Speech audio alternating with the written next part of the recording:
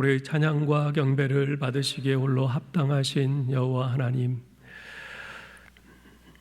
오늘도 우리 성도들이 이 거룩한 주일을 맞아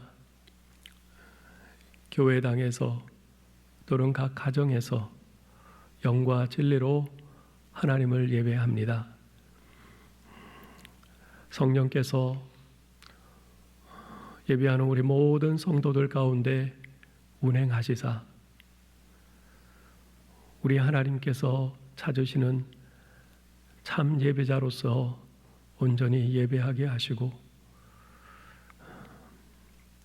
하나님의 은혜를 갈급해하는 우리 모든 성도들에게 예비하신 하늘의 신령한 은혜로 충만케 하여 주옵소서. 특별히 오늘 어린이 주일인데 코로나19로 교회 학교가 모이지 못하는 안타까움과 아픔 가운데 있습니다.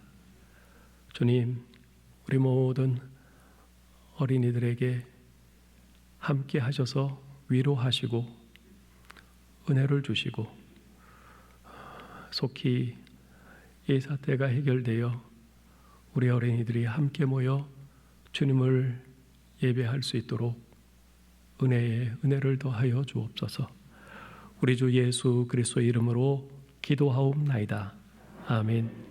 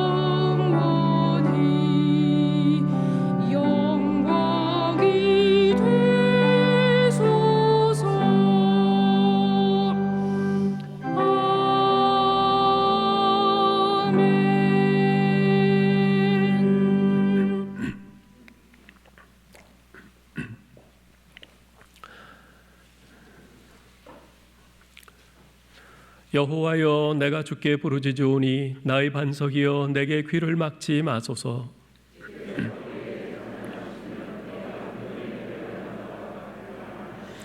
내가 주의 지성소를 향하여 나의 손을 들고 주께 부르짖을 때에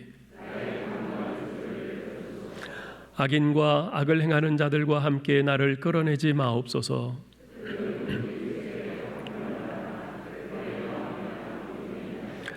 그들은 여호와께서 행하신 일과 손으로 지으신 것을 생각하지 아니하므로 여호와를 찬송하며 여호와는 나의 힘과 나의 방패이시니 여호와는 그들의 힘이시요 그의 기름 부음 받은 자의 구원의 요새이시로다. 아멘. 전능하사 천지를 만드신 하나님 아버지를 내가 믿사오며 그 외아들 우리 주 예수 그리스도를 믿사오니 이는 성령으로 잉태하사 동정녀 마리아에게 나시고 본디오 빌라도에게 고난을 받으사 십자가에 못 박혀 죽으시고 장사한 지 사흘 만에 죽은 자 가운데서 다시 살아나시며 하늘에 오르사 전능하신 하나님 우편에 앉아 계시다가 저리로서 산자와 죽은 자를 심판하러 오시리라. 성령을 믿사오며 거룩한 공예와 성도가 서로 교통하는 것과 죄를 사하여 주시는 것과 몸이 다시 사는 것과 영원히 사는 것을 믿사옵나이다. 아멘.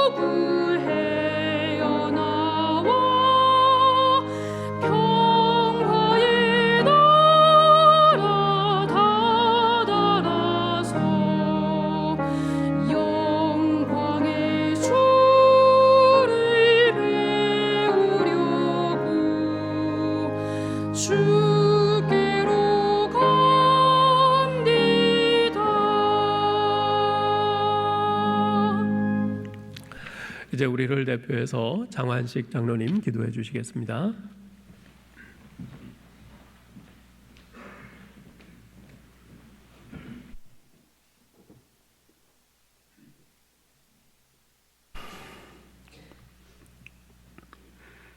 하나님이 살아계신 것과 하나님을 찾는 자들에게 상 주심을 믿으며 이 예배 시간 하나님 앞에 믿음으로 고백하며 예배드리게 하신 은혜를 감사를 드리옵나이다. 저희들의 화성교회 모든 믿음의 공동체는 하나님이 살아계심을 확실히 믿고 또 하나님을 간절히 찾는 자에게 하나님 만나 주실 것을 믿었으며 또 체험하고 이제까지 하나님 은혜로 살아왔음을 고백합니다.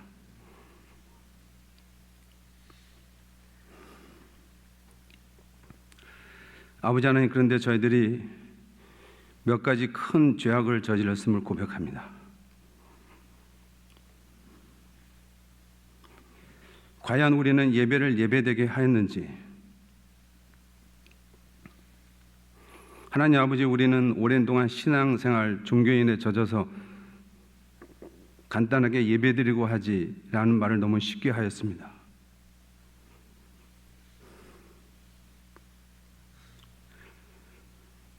하나님을 잠깐 예배드리고 옆으로 치워둘 그러한 대상으로밖에 생각하지 않았음을 고백합니다. 우리는 행사가 더 중요했고 예배 끝나고 만날 성도와의 만남이 더 중요했음을 고백합니다. 정말로 우리가 하나님을 두려워한 적이 있었는지, 우리가 과연 하나님을 두려워하면 큰 소리 칠 수 있는지,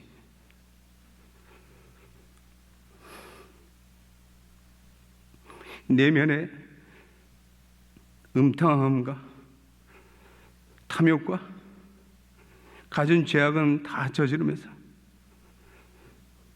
웰빙을 추구하고 쾌적한 환경을 추구하는 저의 이중적인 모습이 예수님께서 그렇게 질타하신 율법과 서기관들의 모습이 닮아가고 있지 않는지,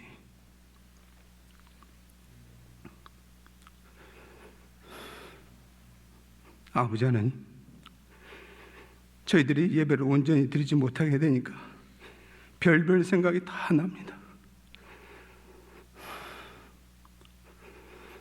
아버지 하나님, 지금은 정말로 불확실한 시대를 살아가고 있습니다. 앞날이 어떻게 될지 그 누구도 예측할 수 없고, 이러다가 정말 예수님 재림이 하시면 어떻게 할까?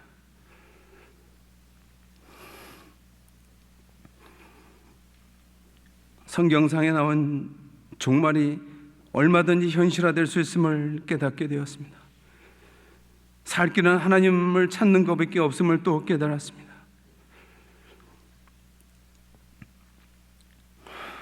이제까지 우리의 삶은 다 하나님의 은혜로 살았던 것처럼 이렇게 앞날을 예측할 수 없는 시대를 살아가고 있는 저희들에게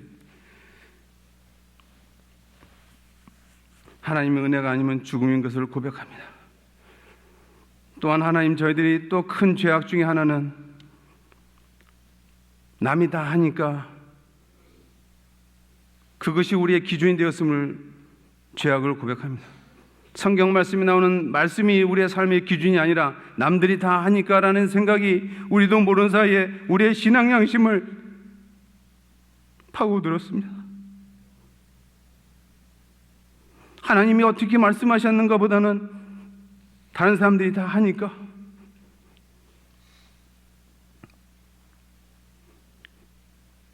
하나님, 저희의 죄악을 용서하오니 용서하여 주옵시고 하나님의 진리의 말씀이 다시 권위를 찾게 하시며 우리 믿음의 선진들이 피 흘리고 많은 선교자들이 순교한 이 땅에 정말로 우리가 지금 신앙생활 제대로 하고 있는지 철저히 우리 자신을 돌아보며 저희여 하나님 아버지 모든 바른 진리의 말씀이 믿음의 후손들에게 전수되게 하나님 도와주시옵소서. 가정에서 같이 예배드리고 있는 자녀 후손들에게 많은 믿음의 선진들이 이 자리를 지키고 신앙생활하였던 것처럼 귀한 믿음의 전수가 바르게 전수될 수 있도록 하나님 도와주시옵소서.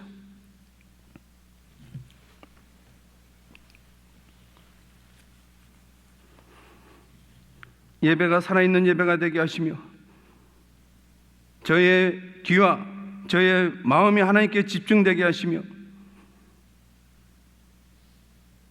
하나님께서 세우신 이 단이 하나님 말씀만 선포되는 진리의 단이 되게 하시며 그 말씀이 우리의 인격 속에 각인되고 삶의 삶을 주장하며 하나님 말씀 지키기를 피 흘리기까지 싸움으로써 하나님 주시는 영적 기쁨을 맛볼 수 있는 저희가 되게 하나님 도와주시옵소서. 하나님을 바라볼 수밖에 없는 존재이며 티끌로 사라질 수밖에 없는 저희들입니다.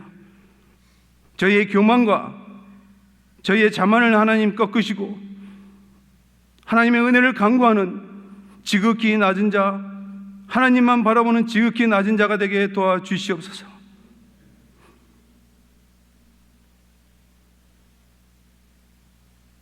수많은 목회자들, 성도를 만나고 싶어 하시며 주일학교 학생들을 만나고 싶어 하십니다. 하나님 도와주시옵소서. 정성적인 목양과 목회가 이루어지도록 하나님 도와주시고 학교가 하루속히 등교하도록 도와주시옵시고 이 예배당에 주일학교 학생들의 찬양 소리가 울려 퍼져 하루속히 오도록 도와주시옵소서.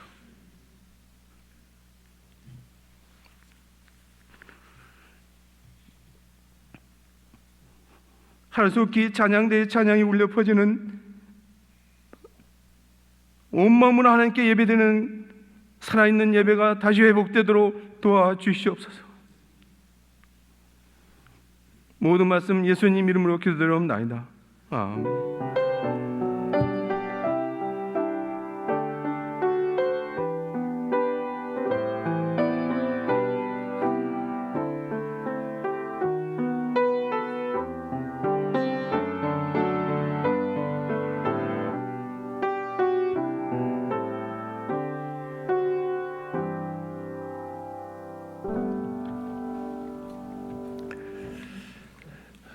예, 오늘 5월 첫 주일입니다. 우리 다 같이 5월 암송 구절을 좀 같이 한번 읽어볼까요? 호세아서 10장 12절 말씀인데요. 같이 읽겠습니다. 너희가 자기를 위하여 공의를 심고 인애를 거두라. 너희 묵은 땅을 기경하라. 지금이 곧 여호와를 찾을 때니 마침내 여호와께서 오사 공의를 비처럼 너희에게 내리시리라. 호세아 10장 12절 말씀 이번 한 달 동안 열심히 암송하시면서 은혜 받으시기 바랍니다. 몇 가지 교회 소식 좀 전해드리죠. 네, 오늘도 이렇게 교회에서의 현장 예배와 각 가정에서의 실시간 영상 예배를 같이 드립니다. 교회에 오신 분들 안전 수칙들 잘 지켜주셔서 감사하고요. 예, 계속 안내하시는 분들 안내 잘 따라서 일단 나가실 때는 2층과 3층에 저 밖으로 향한 그 계단을 이용해서 나가주시기 바랍니다. 몸이 불편하신 분들은 엘리베이터를 타고 1층으로 내려가셔서 나가시면 되겠고요. 예. 그리고 오늘은 어린이 주일입니다. 코로나19로 인해서 교회 학교가 모이지 못하고 있어서 참 안타까운데요. 우리 하나님의 은혜가 아이들에게 정말 임할 수 있도록 여러분 위해서 기도해 주시기를 바랍니다. 오늘 오후 예배는 주보에 있는 가정 예배문으로 가정에서 드리시고요. 새벽 예배와 수요 예배는 실시간으로 이제 홈페이지나 유튜브를 통해서 영상으로 드리실 수 있습니다. 그리고 매주 화요일 8주간 그 영상 특강이 진행되고 있습니다. 예배모범 특강 이번 주에는 제 7화로 이제 성찬에 대한 특강이 있는데요. 화요일 오후 5시에 이제 영상이 올라가니까 여러분들 홈페이지와 유튜브에서 그렇게 보시면 되겠습니다. 그리고 전교인 성경 암송대회가 7월 5일 맥주감사주일에 있습니다. 범위는 고린도전서 13장이나 요한일서 4장 중에 택일입니다. 성경 암송을 위한 영상을 제작해서 매일 올리고 있으니까 여러분 보시면서 한 절 한 절 그렇게 하시면은 잘 외우실 수 있겠습니다. 매일 성경 묵상집 5, 6월호가 나왔습니다. 안내석이나 2층 안내석이나 3층 안내석이나 2층 사무실에서 구입하실 수 있으니까 구입하셔서 열심히 말씀 묵상 하실 수 있기 바라고요. 성경 읽기 문제는 안내석과 1층 출입구에 비치해 놓았습니다. 그리고 다음 주일 3부 예배 후에 재직회가 있겠습니다. 그리고 저희 교회 윤성식 집사님께서 거래하는 그 손소독제 공장 사장님이 우리 집사님을 통해서 피톤치드 손소독제 2,400개를 기증을 해주셨어요. 피톤치드가 아마 자작나무에서 나오는 뭐 좋은 거라 그러죠. 아주 좋은 소독제 수출하는 건데 그렇게 기증을 해주셨습니다. 그래서 이 중 절반은 우리 교인들에게 오늘과 다음 주일에 하나씩 나눠드리겠습니다. 한 가정당 하나가 아니라 1인당 하나니까 그렇게 받아서 가시면 되겠고요. 그리고 절반은 다음 주에 있을 노회에 필요한 교회들에게 그렇게 나누어 드리려고 합니다. 네, 감사합니다. 오늘 하나님의 말씀 같이 보겠습니다. 호세아서 11장 호세아 11장 12절부터 12장 14절까지입니다.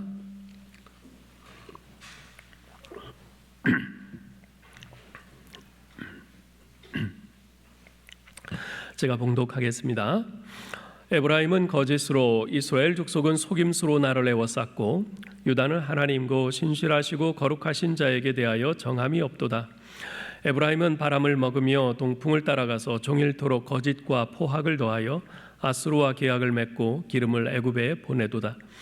여호와께서 유다와 논쟁하시고 야곱을 그 행실대로 벌하시며 그의 행위대로 그에게 보응하시리라. 야곱은 모태에서 그 형의 발 뒤꿈치를 잡았고 또 힘으로는 하나님과 겨루되 천사와 겨루어 이기고 울며 그에게 간구하였으며 하나님은 베델에서 그를 만나셨고 거기에서 우리에게 말씀하셨나니 여호와는 만군의 하나님이시라. 여호와는 그를 기억하게 하는 이름이니라. 그런즉 너는 하나님에게로 돌아와서 인애와 정의를 지키며 항상 너희 하나님을 바랄지어다. 그는 상인이라. 손에 거짓 저울을 가지고 속이기를 좋아하는도다. 에브라임이 말하기를 나는 실로 부자라. 내가 재물을 얻었는데 내가 수고한 모든 것 중에서 죄라 할 만한 불의를 내게서 찾아낼 자 없으리라 하거니와 내가 애굽 땅에 있을 때부터 나는 내 하나님 여호와니라. 내가 너로 다시 장막에 거주하게 하기를 명절날에 하던 것 같게 하리라. 내가 여러 선지자에게 말하였고 이상을 많이 보였으며 선지자들을 통하여 비유를 베풀었노라. 길르앗은 불의한 것이냐? 과연 그러하다. 그들은 거짓되도다. 길갈에서는 무리가 수송아지로 제사를 드리며 그 제단은 바디랑에 쌓인 돌무더기 같도다. 야곱이 아람의 들로 도망하였으며 이스라엘이 아내를 얻기 위하여 사람을 섬기며 아내를 얻기 위하여 양을 쳤고 여호와께서는 한 선지자로 이스라엘을 애굽에서 인도하여 내셨고 이스라엘이 한 선지자로 보호받았거늘 에브라임이 경노하게 함이 극심하였으니 그의 주께서 그의 피로 그의 위에 머물러 있게 하시며 그의 수치를 그에게 돌리시리라. 아멘. 오늘은 울라라는 제목으로 말씀을 전하겠습니다. 어느 의과대학에서 교수가 학생들에게 이런 질문을 했어요. 한 부부가 있었는데 남편은 매독에 걸려 있고 아내는 중증 폐결핵에 걸려 있습니다. 이미 가정에는 아이들이 넷이나 있었는데 한 명은 얼마 전에 병으로 세상을 떠났고 남은 아이들도 결핵으로 누워 있어 살아날 것 같지 않습니다. 그런데 아내가 현재 또 임신 중입니다. 낳는다고 해도 그 아이를 돌볼 만한 그런 상황이 되지 않는데 이 아이를 태중에 있는 이 태아를 어떻게 하면 좋겠습니까? 이제 이런 질문을 했어요. 그랬더니 한 학생이 대뜸 손을 들고 말합니다. 안타깝지만 낙태 수술을 해야 합니다. 그러자 대부분의 학생들이 고개를 끄덕끄덕해요. 교수가 그 학생을 보면서 말합니다. 자네는 방금 베토벤을 죽였네. 교수가 한 이야기는 바로 위대한 작곡가 베토벤 가정의 실제 이야기였던 것입니다. 만일 교수가 처음부터 그 이야기가 베토벤 가정의 이야기를 밝혔다면 과연 그때도 그 학생이 그 태중에 있는 아이를 낙태해야 된다고 말했을까요? 아마도 그러지는 않았을 것 같아요. 그걸 몰랐으니까. 그런 가정에서 애가 태어나면 정말 비참한 인생을 살게 될 텐데 그러니 차라리 낙태하는 게 낫다. 그런 생각을 했겠죠. 그러나 그것이 어찌 그 학생만의 생각이겠어요. 우리들도 대부분 그렇게 생각하지 않겠습니까? 상대방이 자신의 기대에 못 미친다 싶으면 포기하고 기대를 접는 것이 우리들입니다. 외면하고 돌아서요 다른 사람을 찾습니다. 그게 우리의 일반적인 모습 아닙니까? 그러나 하나님은 다르십니다. 하나님께서는 한 번 사랑하신 사람을 포기하는 법이 없으세요. 아무리 그가 자신을 배반하고 패역할지라도 끝까지 붙드십니다. 때려서라도 돌이키세요. 그래서 결국은 그가 변화되게 하십니다. 그분이 바로 우리 하나님 여호와이십니다. 오늘 본문은 그러한 하나님을 비웃기라도 하듯 계속 패역한 길로 나아가는 이스라엘 백성들의 거짓된 모습을 그 뿌리부터 추적해서 낱낱이 밝히고 있습니다. 이스라엘의 역사는 끊임없이 하나님의 사랑을 반역하면서 자신들의 탐욕을 향해서 달려가는 배신의 역사였습니다. 오늘 11장 12절을 보세요. 뭐라고 합니까? 에브라임은 거짓으로, 이스라엘 족속은 속임수로 나를 애워쌌고 유다는 하나님고 신실하시고 거룩하신 자에게 대하여 정함이 없도다. 지금 하나님께서는 이스라엘 백성이 거짓과 속임수로 당신을 애워쌌다고 탄식하십니다. 무슨 말입니까? 그들이 거짓과 속임수로 하나님을 애워쌌다. 무슨 말일까요? 하나님께 제사를 드리든 절기를 지키든 기도를 하든 금식을 하든 그들이 하나님께 하는 모든 일들은 다 거짓이요 속임수라는 겁니다. 진실된 마음으로 하지 않는다는 거죠. 언약 백성인 그들이 여호와를 대할 때 그렇게 거짓과 속임수로 하니 그들 상호간에는 어떻겠어요? 그들 상호간에는 더하죠. 온갖 거짓이 가득하게 됩니다. 앞서 7장 3절에서 보았듯이 부패한 제사장들은 자신들의 안위를 위해서 정치 지도자들을 거짓으로 기쁘게 했어요. 오늘 12장 7절에서 보듯이 그들은 손에 거짓 저울을 가지고 서로 속이면서 자기 이득 챙기기를 좋아하는 자들이었습니다. 그것은 국제관계에서도 마찬가지였습니다. 12장 1절을 보세요. 에브라임은 바람을 먹으며 동풍을 따라가서 종일토록 거짓과 포학을 더하여 아수르와 계약을 맺고 기름을 애굽에 보내도다. 이 구절은 전부 한 문장으로 연결해서 이렇게 번역하는 바람에 좀 이해하기가 좀 어렵게 이렇게 되어 있는데요. 사실 원문대로 직역을 하면 이렇게 번역을 할 수 있습니다. 에브라임은 바람을 먹고 동풍을 쫓아가는구나. 종일토록 거짓과 폭력을 점점 더하면서 그리고 아수르와 계약을 맺고 애굽에 기름을 보내면서. 자, 여러분 바람을 손에 잡을 수 있습니까?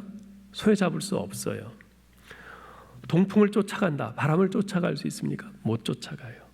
그런 의미에서 이 바람과 동풍은 아무 쓸모없는 헛된 것을 상징합니다. 즉 지금 에브라임은, 즉 이스라엘은 일상의 삶이 거짓과 폭력으로 가득한 가운데 강대국인 아수르와 계약을 맺고 애굽에 조공을 바침으로써 자신들의 안전을 보장받으려고 하는데 그것이야말로 바람을 손으로 잡으려는 것과 같은 헛된 일이라는 것입니다. 자신들의 일상의 삶을 거짓으로 폭력으로 그렇게 살면서 안전을 보장받으려고 하는 거, 바람 잡으려는 것 같은 것이에요.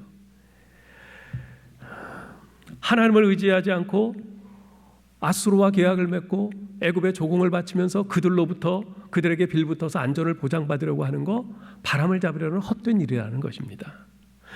이것이 어찌 에브라임만의 상황일 뿐이겠어요? 역사를 보면 수많은 약소국들은 주변의 강대국들과의 맹약을 통해서 안전을 보장받으려고 했습니다. 그 결과 어땠습니까? 모두 실패했어요. 안전은요, 이웃 강대국과의 맹약에 달려있지 않습니다. 이웃 강대국과의 맹약에 의존하는 것은 바람을 잡으려는 헛된 것입니다. 개인의 삶도 마찬가지입니다. 개인의 삶도요, 다른 사람들로부터 인정받고 보장받는 것, 그것이 결코 자신의 안전을 보장해 주지 않습니다. 그건 역시 바람을 잡으려는 헛된 것일 뿐입니다. 자신이 이렇게 거짓과 속임수로, 술수로 다른 사람을 속이며 거기서 이득을 취하고 그렇게 살면서 안전하기를 바라는 것, 그것은 바람을 잡으려는 것입니다. 눈에 보이지 않는 하나님의 언약이 눈에 보이는 이웃과의 맹약보다 훨씬 더 견고한 반석임을 믿는 것, 그것이 바로 여호와를 경외하는 신앙입니다. 여호와를 경외하는 것은 아수르와 언약을 맺고 그들의 힘에 의지하려고 하는 것이 아니라 여호와 하나님의 그 언약을 붙잡고 전심으로 그분께 의지하고 매달리는 것입니다. 여호와를 경외하는 것은 애굽에 기름을 보내, 즉 조공을 보내서 그들의 환심을 사려고 애쓰는 것이 아니라 그 기름으로 어려운 삶을 살고 있는 이들에게 인애와 공의를 행하는 것이고 하나님이 주신 땅에서 거짓과 폭력이 점점 줄어들도록 힘쓰는 것입니다. 그렇듯 거짓과 속임수로 하나님을 에워싸고 있는 이스라엘에게 하나님께서 심판을 선언하십니다. 2절 보세요. 여호와께서 유다와 논쟁하시고 야곱을 그 행실대로 벌하시며 그의 행위대로 그에게 보응하시리라. 하나님께서는 이스라엘에 대한 심판을 야곱을 그 행실대로 벌하시겠다는 말로 표현을 하십니다. 즉 이스라엘을 벌하시겠다 그러지 않고 야곱을 벌하시겠다, 이렇게 야곱이라고 부르세요. 그렇게 하심으로써 이스라엘의 그 거짓된 속성의 뿌리가 어디인가를 강조하시는 거죠. 그래서 3절 이하에서는 이스라엘의 뿌리라 할 수 있는 그 야곱이란 사람에게 초점을 맞추어서 이스라엘의 그 죄악의 실상과 그들을 변화시키시려는 하나님의 사랑의 열심에 대해서 말씀하고 있습니다. 즉 호세아 선지자는 옛사람의 그 거짓된 기질을 끈질기게 포기하지 않았던 그 야곱을 마침내 겸손한 그 이스라엘로 만드시는 하나님의 드라마틱한 역사를 현재 이스라엘 백성들에게 적용해서 말씀하고 계시는 거죠. 자, 그러면 본문에서는 야곱에 대해서 뭐라고 하십니까? 3절 4절을 보세요. 야곱은 모태에서 그의 형의 발 뒤꿈치를 잡았고 또 힘으로는 하나님과 겨루되 천사와 겨루어 이기고 울며 그에게 간구하였으며 하나님은 베델에서 그를 만나셨고 거기에서 우리에게 말씀하셨나니. 제가 질문을 하나 해볼까요? 만약 여러분이 야곱이란 사람을 한마디로 표현한다면 어떤 말로 표현을 하시겠습니까? 야곱을 한마디로 표현해 보세요. 저는 이렇게 표현하겠어요. 이긴 것 같으나 진 사람. 이긴 것 같으나 진 사람. 3, 4절에서 말하고 있는 것이 바로 이것입니다. 성경에서 가장 흥미로운 사람을 꼽으라면 아마 야곱이 첫 손으로 꼽히지 않을까 싶어요. 왜냐하면 야곱은 성경에서 가장 극적으로 변화된 사람이기 때문에 그렇습니다. 성경의 여러 인물 중에서 야곱처럼 복잡한 사람은 참 드뭅니다. 야곱은 아주 거짓되고 야비한 사람이에요. 또 그는 한번 생각한 것은 수단과 방법을 가리지 않고 반드시 해내고야만은 집념의 인물이기도 했습니다. 야곱은 자기 이름을 스스로 쟁취한 사람입니다. 태어날 때부터 그랬어요. 자신과 함께 엄마의 태중에 같이 있던 쌍둥이 하나가 먼저 밖으로 나가자 그의 발뒤꿈치를 붙잡고 악착같이 뒤따라 나왔습니다. 결코 지지 않겠다는 거죠. 물론 갓난아기가 무슨 의식이 있어서 형의 발뒤꿈치를 그렇게 잡고 나온 것은 아닐 겁니다. 그러나 이것은 그 이후에 야곱의 인생을 통해서 나타나는 그의 천성을 보여줍니다. 그 모습을 보고 깜짝 놀란 부모가 얼떨결에 그 이름을 야곱, 즉 발뒤꿈치를 잡은 자라고 지어버렸어요. 근데 원래 이 야곱이라는 히브리어 이름 자체가 발뒤꿈치를 잡았다라는 뜻과 함께 속이다, 사기치다 이런 뜻을 함께 가지고 있는 말입니다. 야곱 자신은 쌍둥이 형에게 지지 않으려고 악착같이 그의 발뒤꿈치를 붙잡고 나왔는데 그렇게 해서 난 누구에게도 지지 않아, 그의 발뒤꿈치를 붙잡고서라도 악착같이 이기고 말 거야 라는 뜻의 그 이름에 야곱이라는 이름을 얻었는데 알고 보니 그 이름이 사기꾼, 속이는 자라는 뜻을 내포하고 있었던 겁니다. 이긴 것 같은데 진 거죠. 야곱은 그 이름이 보여주는 것처럼 속이고 탈취하는 기질을 선천적으로 가지고 태어난 사람이었습니다. 거짓말하고 속이는 데는 머리가 천재적으로 돌아가는 사람이었어요. 누구에게도 지기 싫어하고 힘으로 안 되면 속임수를 써서라도 자기가 원하는 것을 차지하고야 마는 그런 기질의 사람이었습니다. 야곱의 입에서는 절대 졌다는 말이 나온 적이 없습니다. 하나님과 씨름하고 난 다음에야 비로소 항복함으로써 졌다는 의사를 표현했을 뿐이지 한평생 자기 입으로 졌다거나 실패했다는 말을 해본 적이 없는 사람이 바로 야곱입니다. 정말 보통 사람이 아니죠. 야곱은 형 에서를 피해서 맏단 아람 즉 외삼촌 라반의 집으로 갔다가 그곳에서 거부가 되어서 20년 만에 돌아옵니다. 사실 야곱이 처음 떠날 때는 완전 빈손으로 빈털터리 상태에서 도망친 사람이에요. 그런데 돌아올 때는 소떼와 양떼가 2떼나 되었고 낙타와 많은 노비들까지 거느렸습니다. 물론 야곱은 하나님께서 자기를 축복하셨기 때문에 이렇게 큰 부자가 되었다고 믿었습니다. 그러나 그 재산은 속임수로 모은 거예요. 외삼촌 라반 집에서 일하면서 품삯을 정할 때 야곱은 얼룩지고 점박이인 새끼가 태어나면 그것을 자기에게 품삯으로 달라고 요청을 했습니다. 확률적으로 그런 새끼가 태어날 가능성이 훨씬 적었기에 라반은 얼씨구나 하면서 얼른 계약을 맺었죠. 그런데 그 후로 태어나는 새끼들은 거의가 얼룩이고 점박이였습니다. 왜냐하면 야곱은 우생학적인 이런 지식이 있는 사람이었기 때문입니다.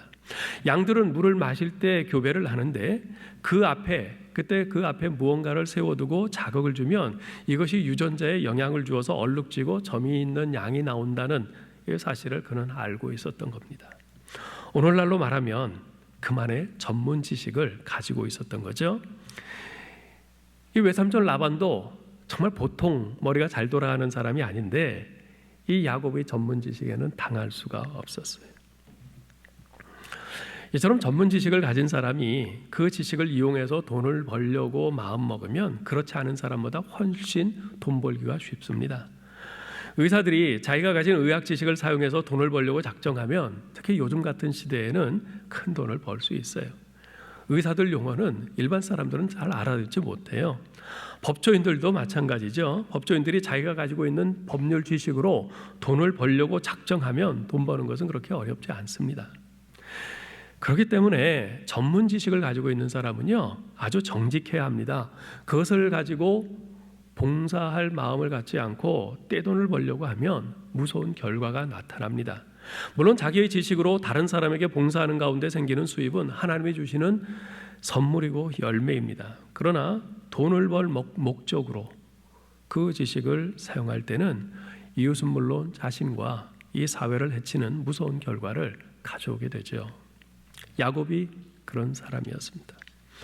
야곱이 자기의 우상학적 지식으로 어려운 사람들의 양을 돌보고 고치는 일을 위해서 봉사를 했다면 아마도 많은 이들의 삶이 보다 윤택해졌을 겁니다. 그런데 야곱은 그 지식을 자신의 사리 사욕을 위해서 사용했습니다.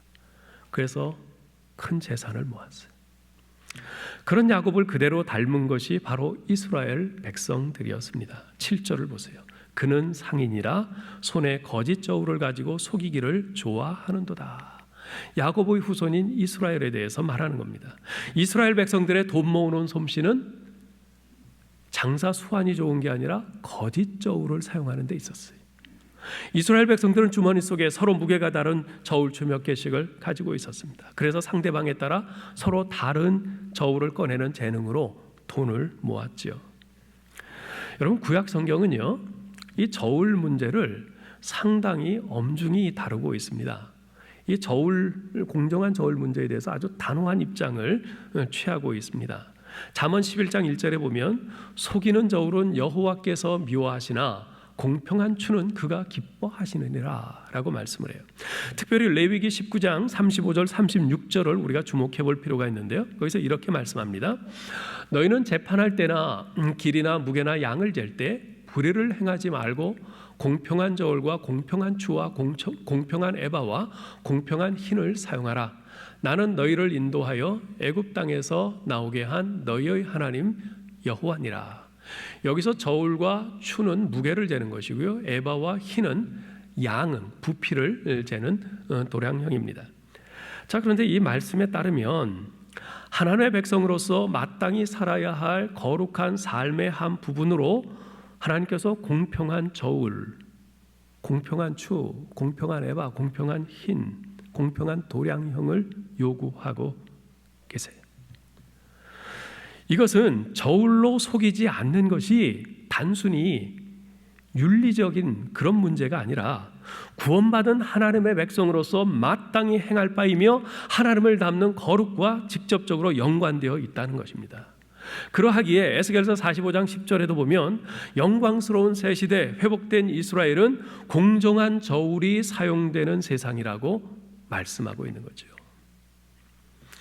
어떤 면에서 보면 이것은 신앙생활의 본질이 무엇인지를 말해주는 매우 중요한 문제라고 할 수 있습니다. 무슨 말이냐 하면 그들이 드리는 예배가 그들이 누구인지를 결정하는 것이 아니라 그들이 사용하는 저울이 그들이 누구인지를 결정한다는 것입니다. 비록 혈통상으로는 아브라함의 자손이요 여호와를 예배하는 에브라임이라 할지라도 거짓 저울을 사용해서 이웃을 착취한다면 그들은 이스라엘이 아니라 가나안 족속일 뿐이라는 거죠. 우리의 교회 생활뿐만 아니라 매일의 일상생활 속에서 하나님 나라의 백성으로서 거룩함을 지키며 구별된 삶을 사는 것이 얼마나 중요한지에 대한 경종을 울려주는 말씀이 아닐 수 없습니다.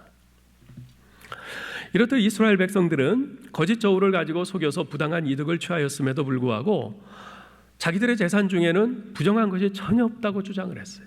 8절 보세요. 에브라임이 말하기를 나는 실로 부자라 내가 재물을 얻었는데 내가 수고한 모든 것 중에서 죄라 할 만한 불의를 내게서 찾아낼 자 없으리라 하거니와.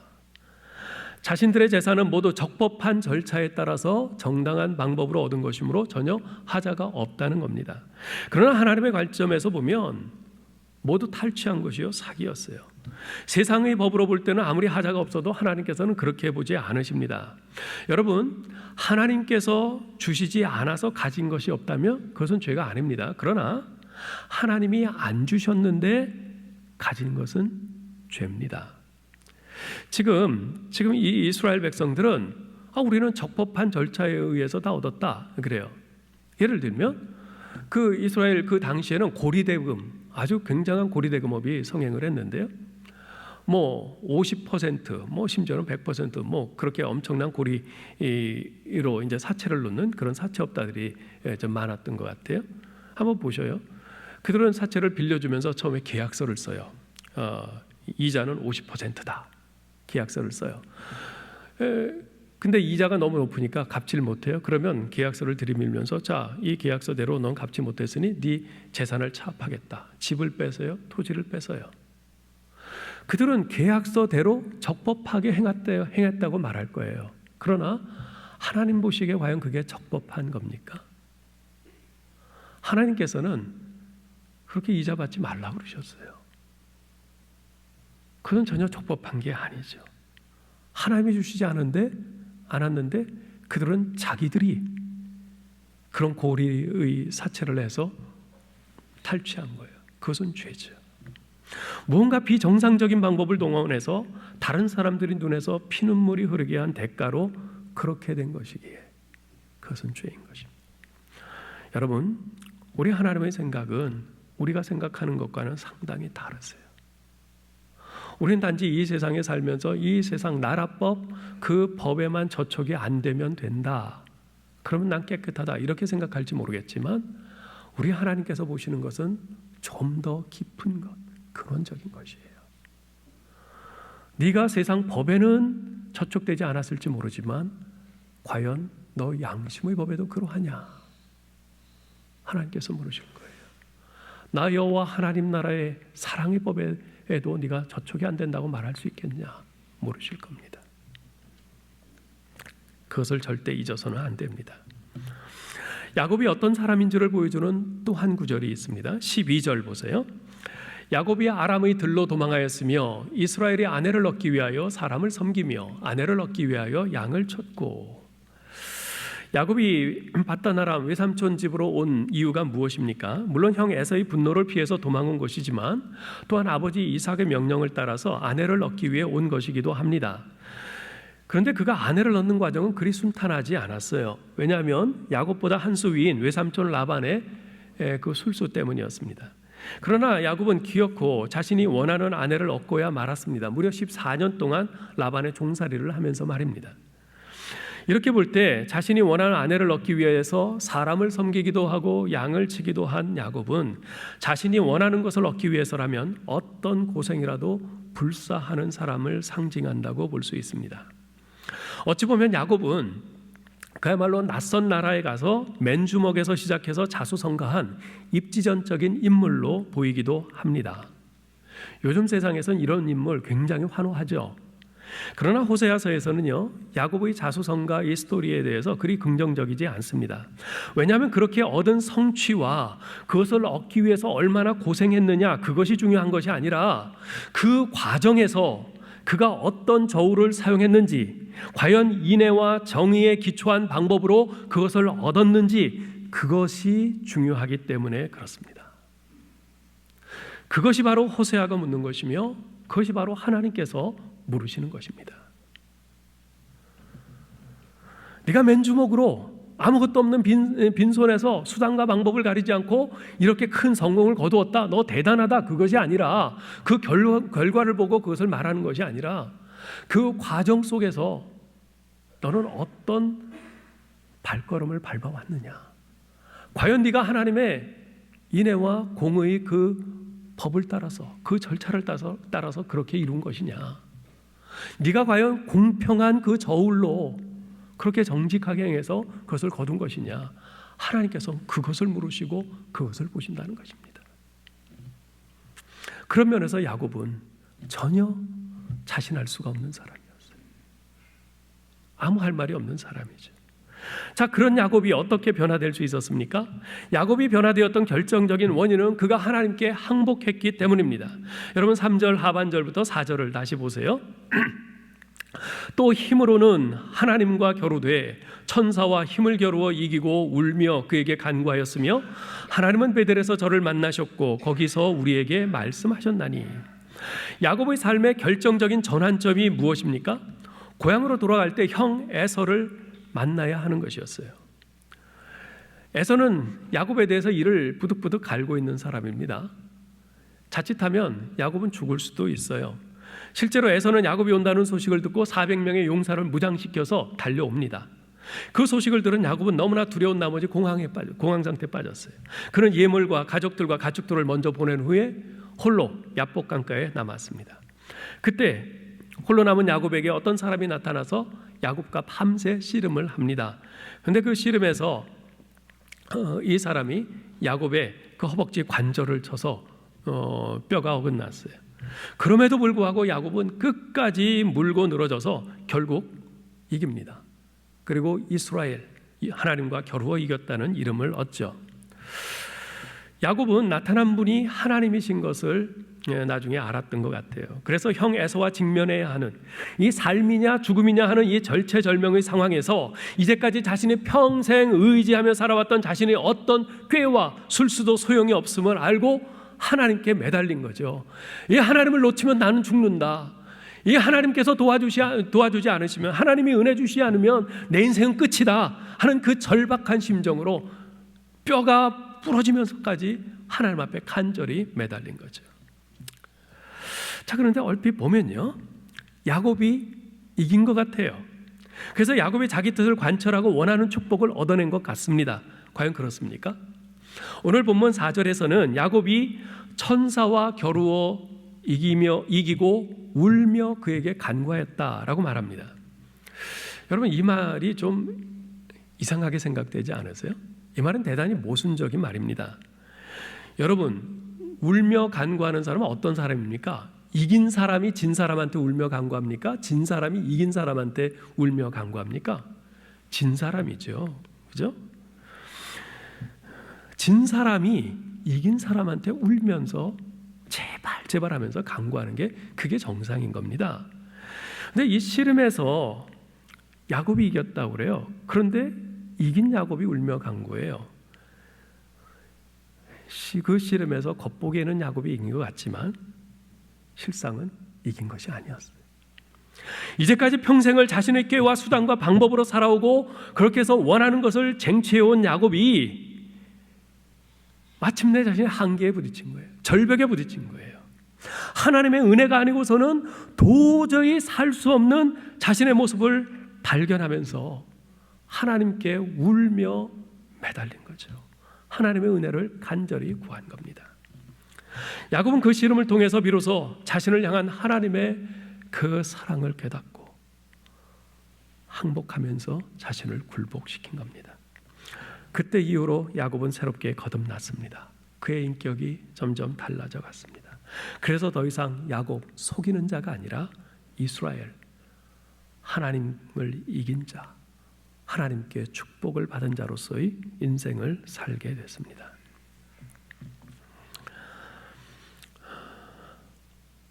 그 시몬 베이유라는 프랑스의 여성 신학자는 다음과 같은 도전적인 질문을 던집니다. 하나님과 씨름을 벌이고도 깨어지지 않았다면 그보다 더 큰 재앙이 있을까?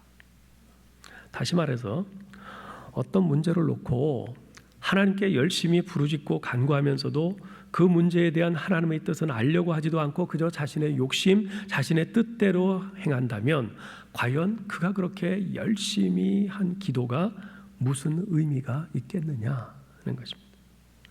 기도란 내가 하나님께로 더 가까이 다가가는 것이고 하나님의 뜻을 깨달아 거기에 내 자신을 맞춰감으로써 내가 주님을 더 닮아가고 영적으로 더 성장해 가는 것인데, 그렇게 열심히 기도하면서도 내가 원하는 대로만 행한다면, 내 뜻대로만 행한다면 오히려 하나님께로부터 점점 더 멀어지는 것이니 이것이 재앙이 아니고 무엇이겠느냐 하는 것이죠. 거꾸로 기도를 통해서 내가 하나님의 뜻을 추구하고 깨달아 거기에 내 자신의 뜻을 굴복시키고 순종한다면 지금은 패배처럼 보여도 그것은 결코 패배가 아니라 하나님께서 허락하시는 영원하고 참된 승리인 것입니다. 속이는 자 야곱은 멀쩡한 두 다리를 뽐내며 돌아다니면서 이 사람 저 사람, 심지어 자기 형과 아버지에게까지 사기치고 도망하는 불행한 삶을 살지 않았습니까? 그렇지만 야복 강가에서 밤새도록 하나님과 씨름한 이스라엘은 그 결과로 다리를 절게 되었지만 열국의 아비요 언약의 계승자가 되지 않았습니까?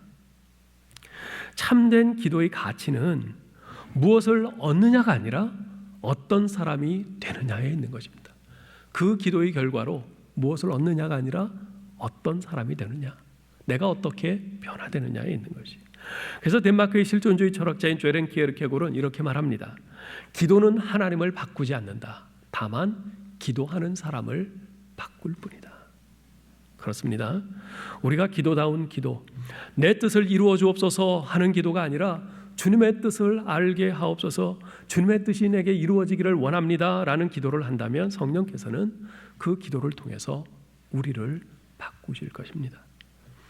우린 기도하면서 내가 소원하는 것들이 그대로 이루어지기를 간구해요. 그래야 기도가 응답되었다고 생각합니다. 그것이 그 문제에 있어서 최선이라고 생각합니다. 그래서 기도하면서 우리는 하나님께 해답을 제시해요. 하나님, 제게 지금 요 문제가 지금 닥쳐 있는데 요건 요렇게 되는 것이 제일 좋습니다. 그러니 요렇게 해주세요. 하나님께 해답을 제시. 그러나 하나님께서는 그대로 행하지 않으실 때가 많죠. 왜냐하면 우리는 어떤 문제에 대해서 나의 해답을 갖고 간구하지만 사실 그것이 진정한 해답인지는 확신할 수 없거든요. 그러나 하나님께서는 정답을 알고 계세요. 비록 빙 둘러가는 길이라 할지라도 그것이 정답이면 하나님께서는 우리가 보지 못하는 곡선길로 인도하십니다. 그래서 이사야서 55장 8절로 9절에서는 이렇게 말씀하시죠. 이는 내 생각이 너희의 생각과 다르며 내 길은 너희의 길과 다름이니라. 여호와의 말씀이니라. 이는 하늘이 땅보다 높음 같이 내 길은 너희의 길보다 높으며 내 생각은 너희의 생각보다 높음이니라. 어거스틴은 이렇게 충고합니다. 자신을 올바르게 세워주시길 기도할 뿐 하나님을 가르치려 들지 말라. 기도할 때 우리의 자세입니다. 하나님, 이 기도를 통해서 제가 무엇을 깨달아야 할지, 제가 어떻게 해야 할지 가르쳐 주옵소서. 이것이 기도의 바른 자세입니다.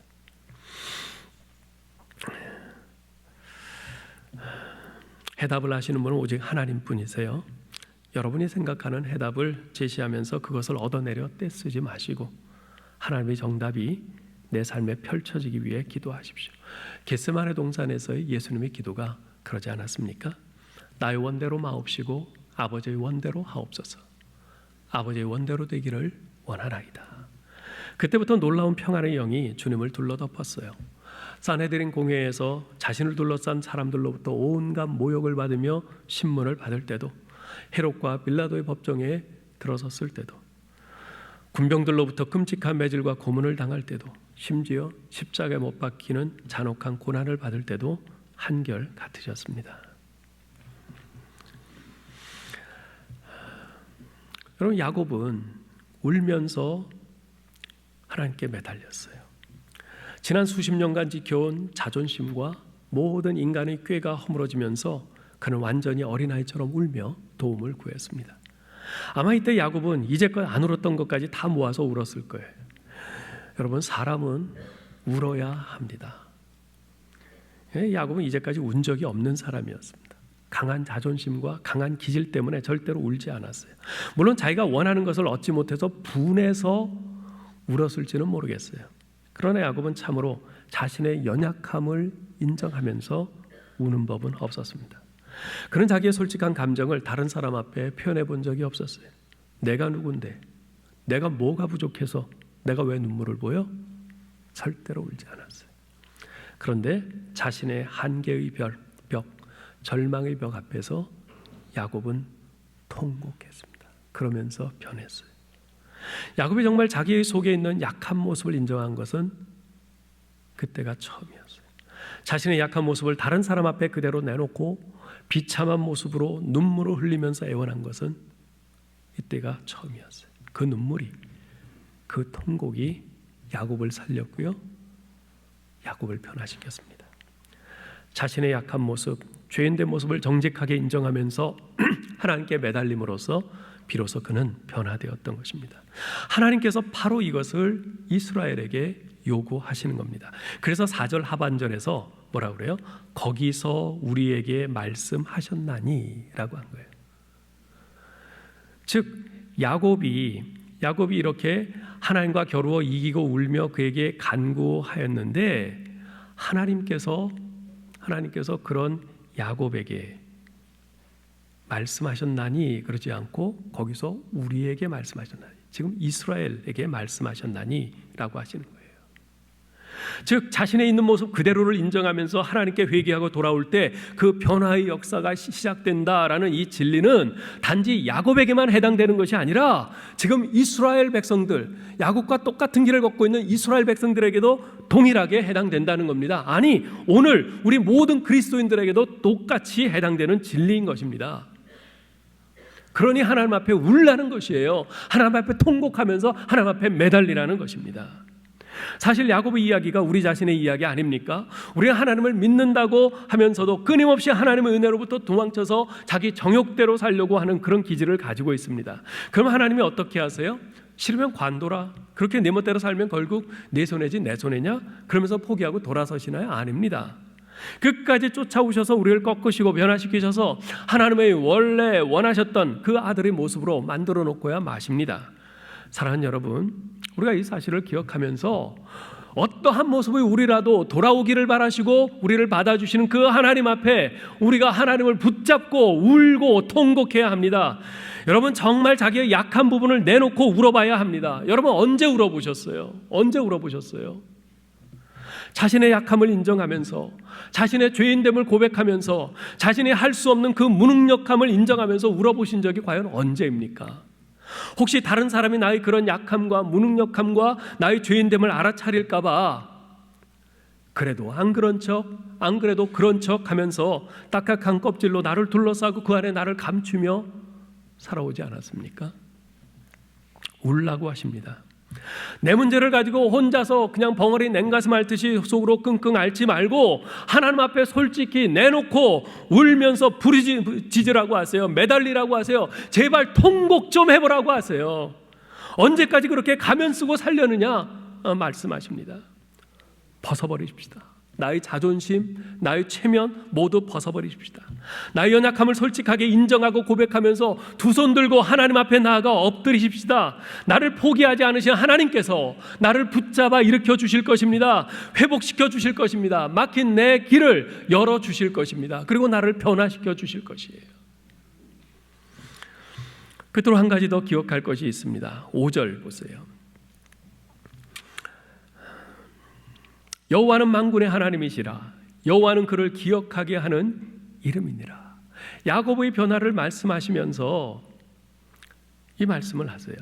여기서 만군의 하나님이란 온 우주에 존재하는 모든 것들의 하나님, 모든 만물의 주인이신 하나님, 전능하신 하나님이란 뜻이에요. 따라서 문제의 벽 앞에서 혼자 끙끙대면서 야곱처럼 이런 꾀 저런 꾀 궁리하지 말고 온 우주 만물의 주인이시며 전능하신 여호와 하나님을 의지하고 그분께 매달리라는 것이에요. 그분께 간구하라는 것입니다. 자, 그런데 이어지는 6절에서 이렇게 말씀하세요. 그러므로 너희 하나님께로 돌아와서 인애와 정의를 지키며 항상 너희 하나님을 바랄지어다. 그렇게 하나님께 울며 간구하는 우리의 삶의 자세에 대한 말씀입니다. 즉 울며 간구하며 그냥 넋놓고 있지 말라는 것이에요. 하나님께 돌아와서 인애와 정의를 지키며 항상 소망 가운데 하나님을 기다리라는 것입니다. 그것이 하나님께 울며 간구하는 성도의 바른 자세라는 것이에요. 우리는 종종 보면 열심히 기도하고 기도했으니까 다 됐다라고 생각하는 경우들이 있어요. 그런데 하나님께서는 그렇게 말씀하지 않으세요. 열심히 너희가 울면서 하나님께 매달리고 간구하면서 동시에 너희가 성도로서 마땅히 행해야 할 바 인애와 정의를 지키는 삶을 그렇게 살아가라는 것이에요. 지금 이 큰 문제가 있어서 난 하나님 앞에 울며 불며 매달리느라고 딴 것은 할 정신이 없어 그러면서 손 놓고 있지 말라는 것입니다. 사랑하는 성도 여러분, 우리는 하나님의 백성입니다. 하나님의 백성은 왕이신 하나님의 행하심을 믿음으로 기다리는 사람입니다. 하나님을 기다린다는 것은 지금 눈앞의 현실이 전부가 아님을 기억하는 것이고 하나님께서 행하실 그날이 있음을 믿음으로 굳게 붙잡는 것입니다. 우리 기독교 신앙의 핵심은 부활입니다. 그리고 부활 신앙의 핵심은 이 땅에서 지금 살아가는 것이 전부가 아니라 그 너머에 영원한 삶이 있음을 믿고 확신하는 것이고, 그래서 이 땅에서 그날을 믿음으로 기다리며 살아가는 것입니다.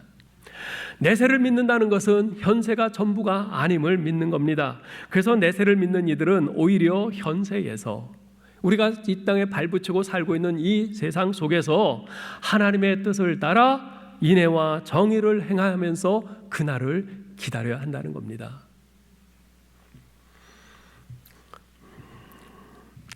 그래서 사도 바울은 고린도전서 15장 58절에서 이렇게 말씀합니다. 그러므로 내 사랑하는 형제들아, 견실하며 흔들리지 말고 항상 주의 일에 더욱 힘쓰는 자들이 되라. 이는 너희의 수고가 주 안에서 헛되지 않을 줄 알미라. 바울은 이제까지 부활에 대해서 쭉 이야기했어요. 부활의 소망에 대해서 이야기를 했어요. 그러면서 마지막 결론으로 하는 말이 이것입니다.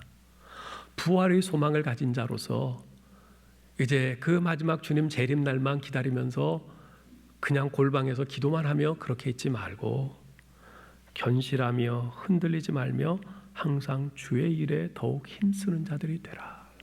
너희 삶의 현장에서 우리 하나님의 그 성품을 따라 인애와 공의를 행하면서 살고 공평한 저울로 정직하게 이 땅에서 하나님을 드러내면서 살라. 그런 너희 수고가 주 안에서 헛되지 않을 것이다 말씀하시는 것입니다. 아무쪼록 우리 사랑하는 성도 여러분, 오늘 설교 제목 외우기 쉽죠? 울라. 우리 잃어버렸던 우리 눈물을 다시 회복하십시다. 하나님 앞에 울어보았던 적이 언젠지 메말랐던 우리의 눈물을 다시 회복하십시다. 하나님 앞에 통곡하며 매달립시다.